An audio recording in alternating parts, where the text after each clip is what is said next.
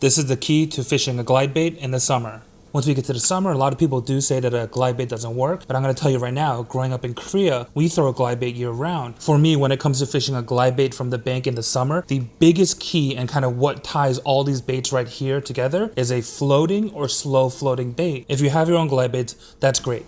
Just pick whatever floating model that you have. And if you don't, or if you're just looking to get into glide bait fishing and just want to start out, a great glide bait for that is this. This is from Mollix, the jointed glide bait in the US on Tackle Warehouse. You can find the Mollix glide bait. It's like 23 bucks and it comes in a floating model. So why do I keep talking about a floating glide bait and why is it so important? Well, if we're fishing in the middle of the day in the summer in that heat, bass really only have two options. They can either go to deep water, and unless your lake is crystal clear, it's going to be kind of hard to pull those bass out from the depths with a glide bait. However, what I think is more fun and what I end up doing most of the time is actually looking for shade. So that can be a tree hanging over the water, anything around your pond or lake that casts a large shadow that's consistently there throughout the day. Bass will actually kind of hug into that shadow and stay in there. Now here's where the floating part comes in handy. Because those shadows aren't usually really long or large, we're trying to fish in a really small area, right? So what we're gonna do is we're gonna pitch cast our glide bait into that shadow. It doesn't have to be a far cast, just really gentle. And you also want to make sure to make as little of a splash as possible.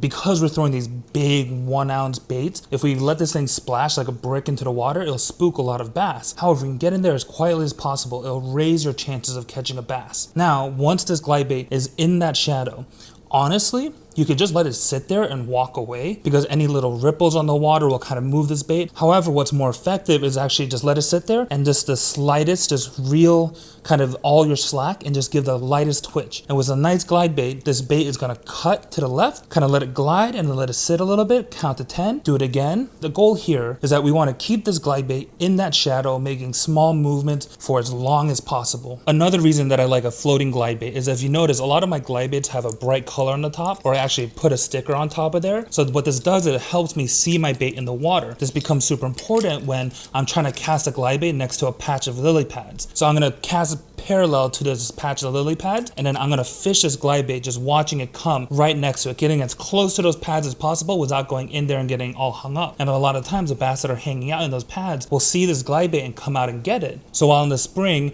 we're looking to cast out really far and make those long, nice cuts and have this fish swimming and have bass come and chase it down. In the summer, we're kind of switching this up. We're looking for really small places, just like those little shadows that are really dark that bass hang out in, and try to keep our glide bait there as long as possible. So what are you waiting for? Get out there.